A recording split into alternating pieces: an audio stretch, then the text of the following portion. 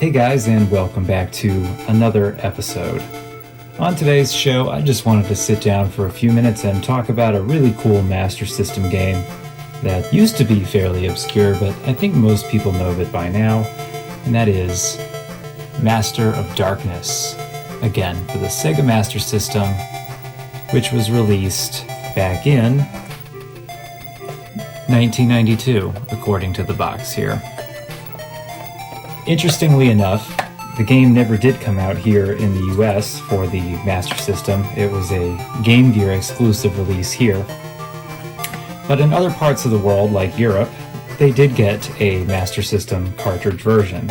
Which is a shame too, because it's a really, really good game, and one of the few with sort of a horror, darker theme on the Master System, so always a nice addition to the library.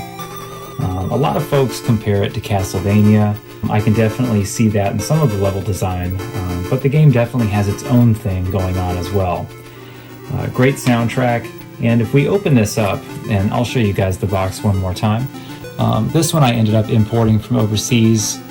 Of course, because like I mentioned, there is no actual US release. And as you can see here, this is the instruction booklet. It just sort of folds out. There's really not a whole lot to it. A lot of time with these multi-region releases, they would print out the simplest manuals possible, in as many languages as they could, the cheapest ways they could possibly figure out. So yeah, not too much here as far as the manual goes, which kind of stinks, because it would have been nice to see some of the cool artwork for the game. But anyway, now that we've talked about it a little, I thought it would be kind of fun to sit down and just play it for a few minutes and just kind of talk about it while we play. So let's go ahead and fire it up. Alright, it's going to throw us right into it.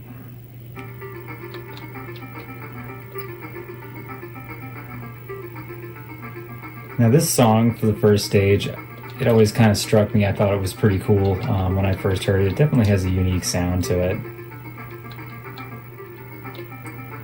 But I have noticed, if you take a look at the Game Gear version and you pull up some footage of it, you'll notice that it does look a little bit different.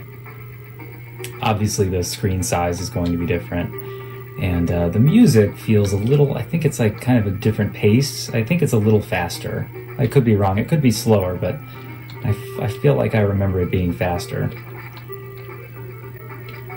One thing about this game that kind of reminds me of Ghouls and Ghosts actually is that you have to be really careful about which weapons you pick up, because sometimes you can really get yourself stuck with something that stinks.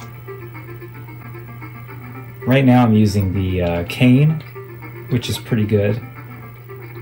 Yeah, I figured we kind of just played through maybe the first level, if I can get there. It's been so long, but I will definitely give it my best here.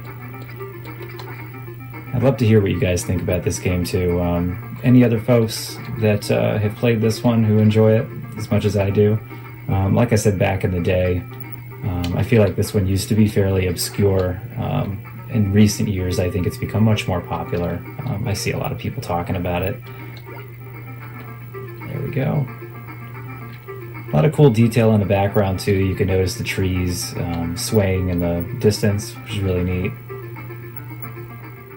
Alright, we gotta be close. Here we go. I'm gonna try to do this how I remember. I remember just being able to kind of get him stuck. With range, I can just kind of just keep smacking him. There we go. And that's going to do it for a little taste of Master of Darkness for the Sega Master System. Highly recommended. Definitely worth tracking down. And since the Master System is region-free, you can pick up any copy you can find, and it'll run just fine on your Sega Master System. And until we see you next time, stay classic.